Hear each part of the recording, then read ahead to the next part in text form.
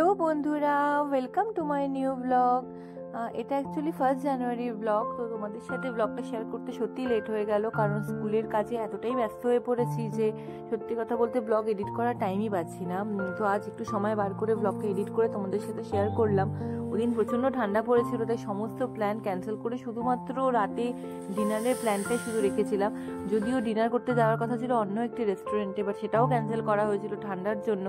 তো বেরোবো যখন একটু সাজুগুজু করেই না হয় বেরোই, তো সেভাবে কিছুই সাজুগুজু করিনি। এই সামান্য ময়েশ্চারাইজার লাগিয়ে, একটু ফেস পাউডার লাগিয়ে আর একটু কাজল লাগিয়ে বেরিয়ে পড়লাম। তো সেসব ভিডিও তোমাদের সাথে শেয়ার করলাম, তোমরা দেখে জানিও কেমন লাগছে। This is the best part actually. I love to use kajal. This is after the kajal, I'm using a little bit of blush. See it on my lips. Ta-da! I'm ready. I'm literally confused. Which shade I have to use because let's see. I'm using this Sugar Pop actually, and this is the color.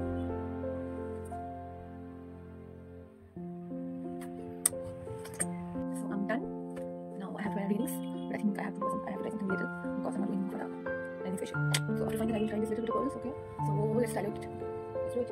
Because I'm not going for lunch date or dinner date. Actually I don't make food today.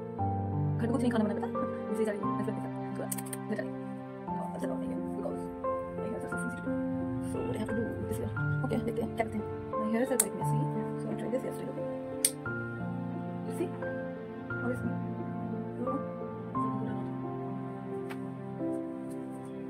क्या नहीं पता कैसे लग रहा है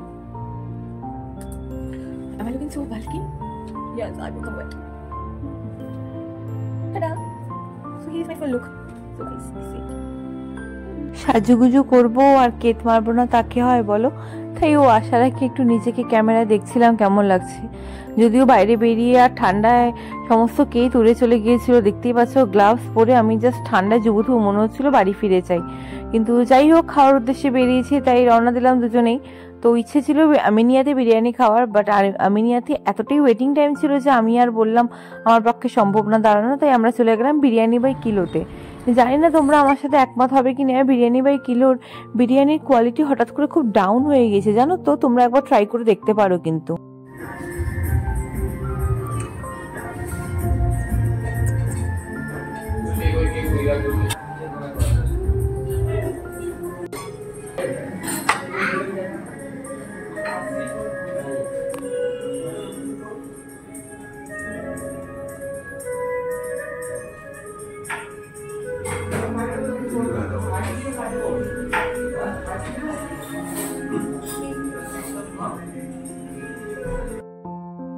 See this little cutie, জানো তো এই গোটা রেস্টুরেন্টেও শুধু ঘুরে ঘুরে বেড়াচ্ছিল, এত মজা লাগছিল ওকে দেখে।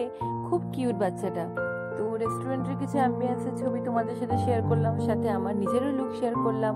চলে এসেছে আমাদের অনেক অপেক্ষার পর গালুটি কাবাব। আর গালুটি কাবাব পেয়ে দুজনে কারোরই ওয়েট করার সুযোগ হলো না, তাই খেয়ে নিলাম গালুটি কাবাব। যদিও কোয়ালিটি আগের থেকে অনেকটাই ডাউন হয়ে গিয়েছে। বিরিয়ানিও খেয়েছিলাম, হায়দ্রাবাদি বিরিয়ানি, বাট আমার একদম ভালো লাগেনি জানো তো।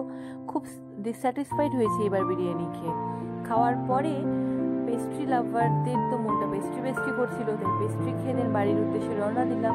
Tata, by.